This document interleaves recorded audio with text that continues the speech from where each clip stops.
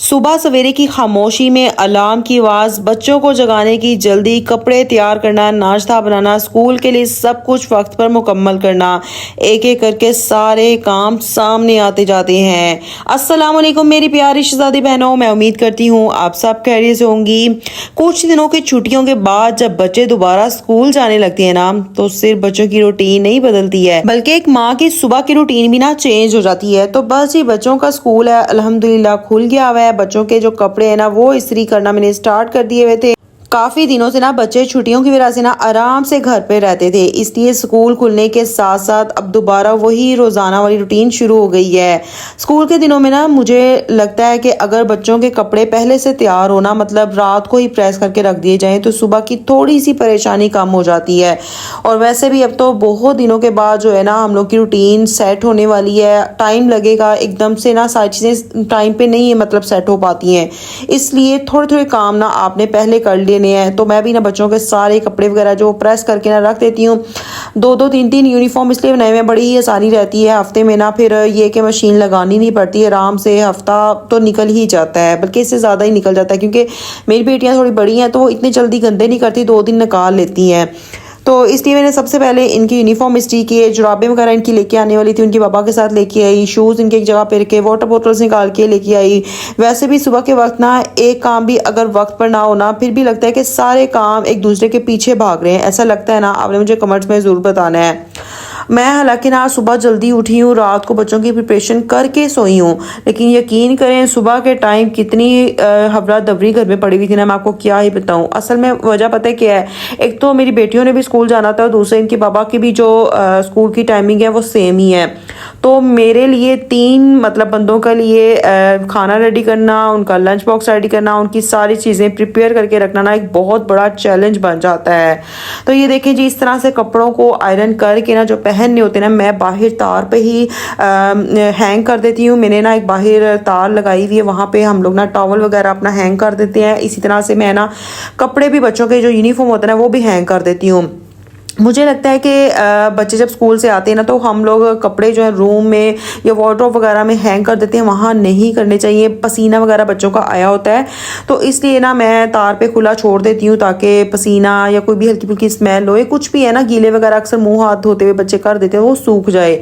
तो ये देखिए, इस तरह से मैंने बोटल्स वगैरह को भी धो के, टिफ़िन वगैरह धो के दोबारा से ना, हालांकि मैंने धो के रखे थे, फिर भी मैंने अच्छे से, मेरे का डस्ट वगैरह लग जाती है, धो के रखे। इसके बाद जी मॉर्निंग का टाइम है, तो बस बच्चों को तैयार करना शुरू कर दिया था। बच्चों को जगाना बहुत ज़्यादा डिफ़िकल्ट हुआ था, क्योंकि रात को भी ना बच्चों को नींद ही नहीं आ रही थी। काफ़ी दिनों के बाद ना वो कह रहे हैं कि जैसे हम लोग 1-1 2-2 बजे सोते हैं, तो रात भी तकरीबन ये 11:15 के करीब ना बच्चे सोए हैं। तो बस फिर सुबह उठना थोड़ा सा मुश्किल होता है। छुट्टियों में बच्चों की सुबह जो है ना कितनी आराम से गुजरती है, लेकिन स्कूल खुलते हैं तो वही फिर सुबह सवेरे उठना पड़ता है। यही ज़िंदगी का मुझे लगता है मामूल है। बच्चों को उठाया, फिर तैयार किया, उनके बाल वगैरह बनाए, यूनिफॉर्म बच्चों ने चेंज कर लिया हुआ था। माओं की एक आदत होती है ना कि चीज़ कितनी ही बार देख ले, घर से निकलने से पहले दोबारा ज़रूर देखनी पड़ती है।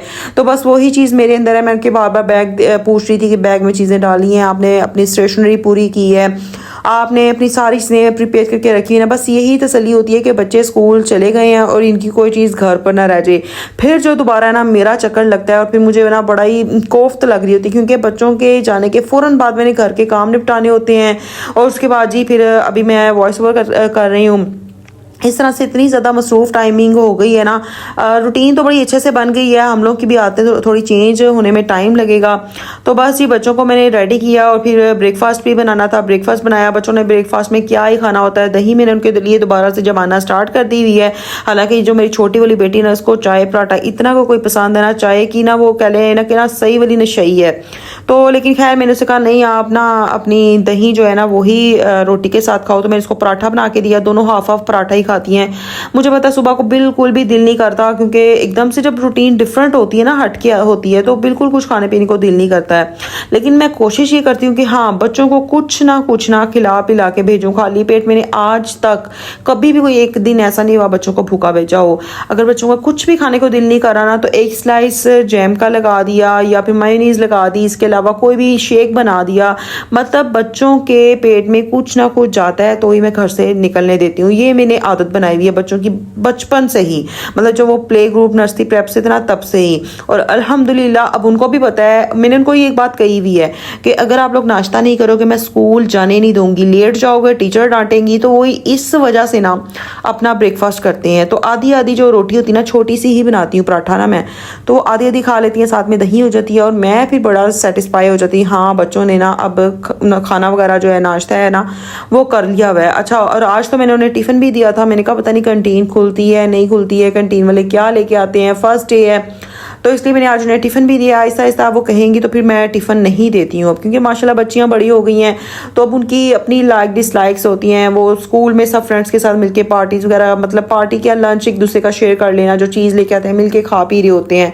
तो बच्चों को भी ना थोड़ी सी स्पेस ज़रूर देनी चाहिए। मैं बचपन में मतलब जब वो छोटी क्लासेस में थी उनको टिफ़िन ज़रूर देती थी, उनको बिला नगा टिफ़िन उनकी चीज़ ये जाती थी। लेकिन अब जैसे जैसे वो ग्रो करता है ना बच्चा, बच्चों की जो पसंद है खाने पीने की हैबिट्स है ना वो चेंज हो जाती हैं। स्कूल में दोस्तों के साथ मिलके चीज़ लेकर आती हैं, आया जी से बाहर से कुछ मंगवा लिया, इस तरह से वो मिल बैठ के खा रही होती हैं। तो मुझे लगता है नहीं यार, स्पेस देनी चाहिए बच्चों को भी, ताकि बच्चे ना अब बागी ना हो। बच्चे बागी बहुत जल्दी होते हैं आज कल के दौर में। जो जेंसीज बच्चे हैं ना, मुझे लगता है इनको तो और भी ज़्यादा स्पेस देनी चाहिए। बच्चों पे नज़र भी रखें लेकिन बच्चों पे मुसल्लत ना हो जाए। बच्चों पे जब हम मुसल्लत होते हैं ना तो बच्चे जो है ना अपने माँ बाप से दूर हटना शुरू हो जाते हैं। और जब माँ बाप से दूर हटते हैं तो बस बच्चे फिर अलग ही ट्रैक पे चलते हैं। अच्छा, जब बच्चे नाश्ता कर रहे होते हैं ना तो साथ ही ना मैं अपना भी ब्रेकफास्ट बना लेती हूँ। हस्बैंड की एक सादा सी चपाती थी।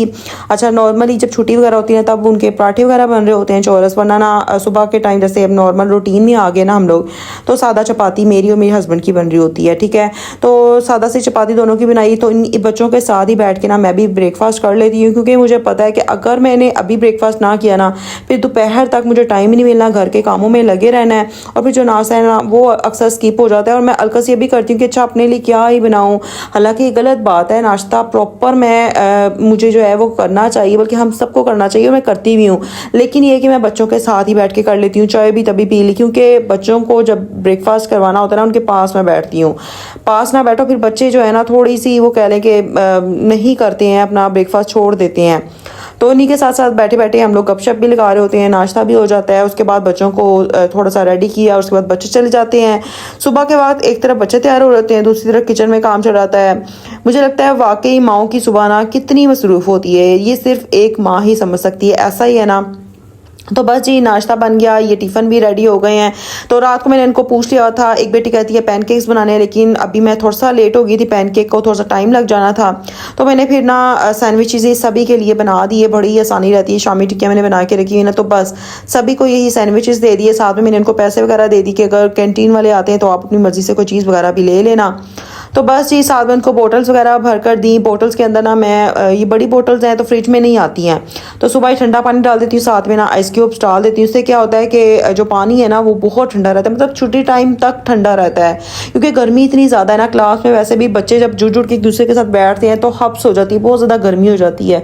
तो मैं ठंडा पानी देती हूँ, साथ में आइस क्यूब वगैरह डाल देती हूँ, बड़ी आसानी रहती है। तो बस ये देखिए इस तरह से दोनों बेटियाँ सुबह को अपने बाबा के साथ ही स्कूल चले जाती हैं। बस इन्हें ना मैं स्कूल से खुद ही लेने जाती हूँ। और मैं अपनी शहजादी बहनों से ये कहना चाहूँगी कि आज कल का जो दौर चल रहा है ना, लड़के हों या लड़कियाँ, छोटे हैं या थोड़े से बड़े हैं, आप खुद स्कूल लेने जाएं। भले आपकी गली की नुक्कड़ में है स्कूल, बच्चों को अकेले ना जाने दें। बच्चों को स्कूल से लेने भी खुद जाएं, छोड़ने भी खुद जाएं। मैं हमेशा बच्चों को स्टार्टिंग से, जब से नर्सरी प्रेप से है ना वो, तब से छोड़ के भी हम लोग खुद आते हैं, कभी इनके बाबा कभी मैं। जब टाइमिंग का थोड़ा डिफरेंस होता है ना तो मैं छोड़ने भी चली जाती हूँ और लेने भी मैं ही जाती हूँ। कभी भी बच्चे जो है ना हम लोग अकेले स्कूल से आने नहीं देते। तो यार आप लोग भी कितना ही टाइम लग जाता है, 15-20 मिनट। अपनी औलाद से बढ़ के तो कुछ नहीं ना, जो हमारा सरमाया है तो उससे बढ़ के तो कुछ नहीं होता ना। तो अपनी औलाद के लिए थोड़ा सा टाइम निकालना बहुत ज़्यादा ज़रूरी है। बच्चों को ख़ास तौर पर छोटे बच्चों को तो हरगिज़ भी स्कूल से अकेले ना आने दें। तो बस जी बच्चे स्कूल चले जाते हैं तो घर में थोड़ी सी खामोशी हो जाती है बहुत देर बाद। वैसे बच्चे तो रौनक होते हैं, लेकिन ये है कि माओ को थोड़ा सा पीसफुल माहौल मिल जाता है, तो इसमें बाकी के जो काम है ना घर के बहुत ज़्यादा निपट जाते हैं।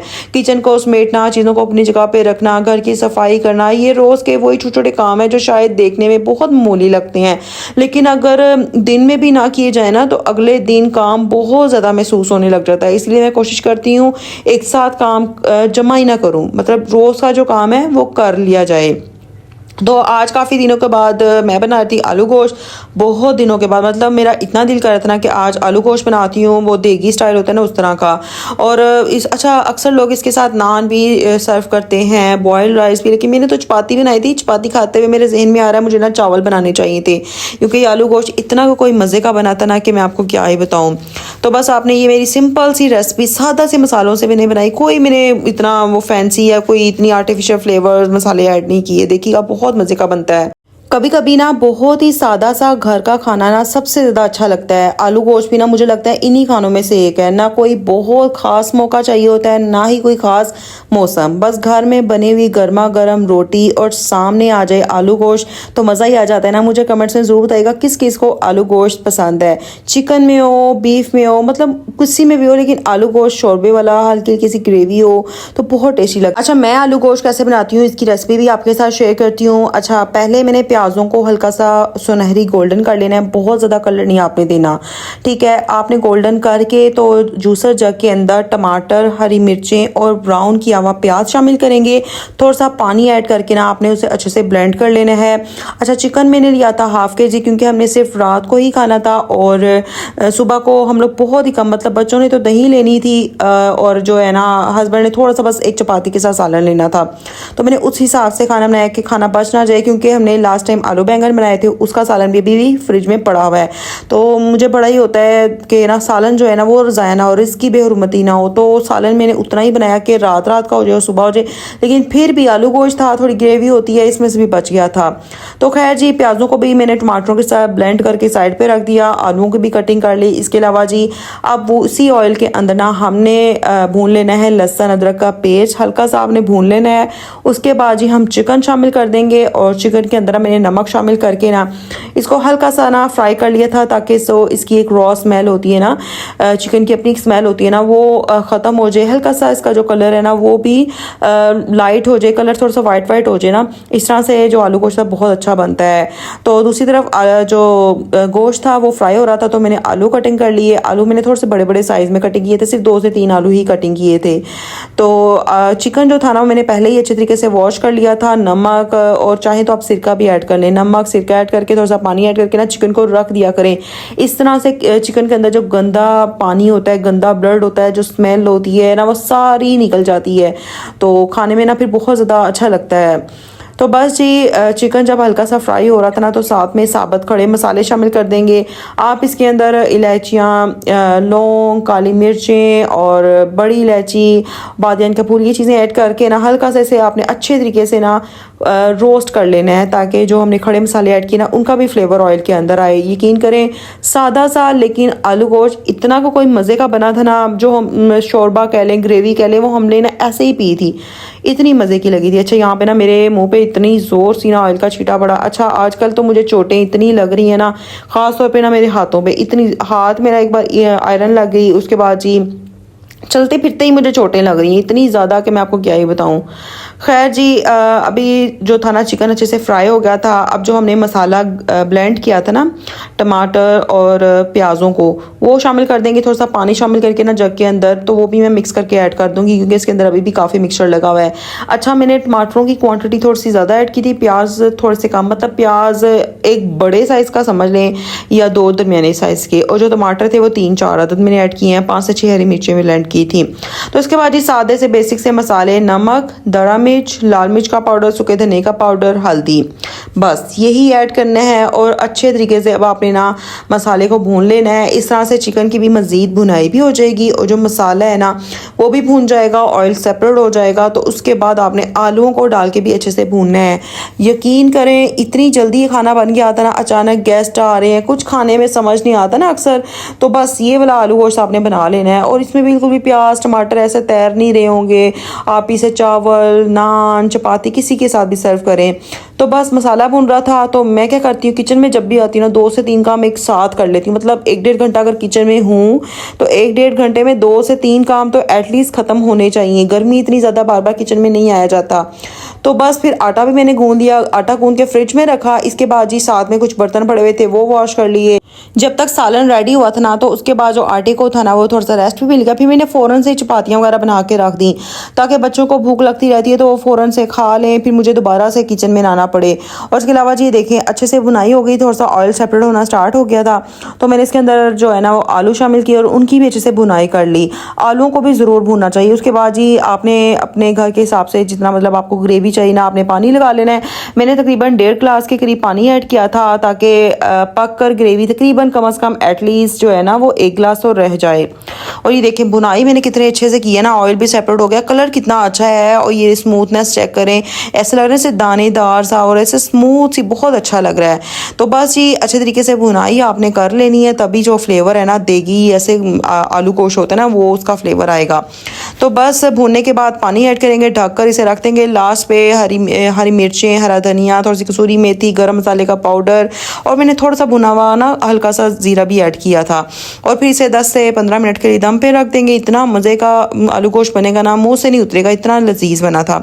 तो बस ये आटे को थोड़ा सा रेस्ट दिया हुआ था, तो दोबारा से इसे गूंद दिया। मक्खन मलाई की तरह हो जाता है। अच्छा, अक्सर मेरी शहजादी बहनें पूछती हैं कि मेरी जो रोटियां बड़ी फूली फूली सी बनती है। अक्सर रोटी फूली फूली इसलिए भी बनती है कि अगर आप चपाती है ना वो बहुत ही बारीक बना रहे हो, आटा नरम हो, सख्त आटे की जो रोटी होती ना नहीं फूलती है। तो आटे के अंदर गूंदते हुए मैं कुछ भी ऐड नहीं करती हूँ। बस ये है कि गूंदने के बाद ना थोड़ा सा रेस्ट देती हूँ, दोबारा से 1-2 मुक्की दे लेती हूँ।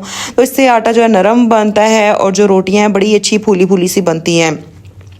अच्छा, ये जो आलू गोश्त था ना ये मैंने मतलब स्कूल जाने से बच्चों से 1 दिन पहले था, तो उसी वक्त ही मैंने साइड पे बच्चों के थोड़े से बर्तन वगैरह धोए और ये जो बच्चों की बोतल्स थी और जिनके टिफ़िन वगैरह थे ये भी मैंने धो के रख दी थी, ताकि सुबह तक ना अच्छे तरीके से ड्राई हो जाएं। तो मेरी शहजादियों ये थी मेरी आज की सुबह की रूटीन कि मेरा सुबह का वक्त किस तरह से गुजरा। स्कूल दोबारा शुरू हुए ना तो सुबह दोबारा अपनी मसरूफ़ रूटीन में आ गई। यकीन करें बड़े ये अच्छा भी लग रहा है, हम लोग के जो काम है बड़ी जल्दी निपट रहे हैं। वरना 12-1 बजे उठते थे तो घर के काम ही नहीं पूरे होते थे।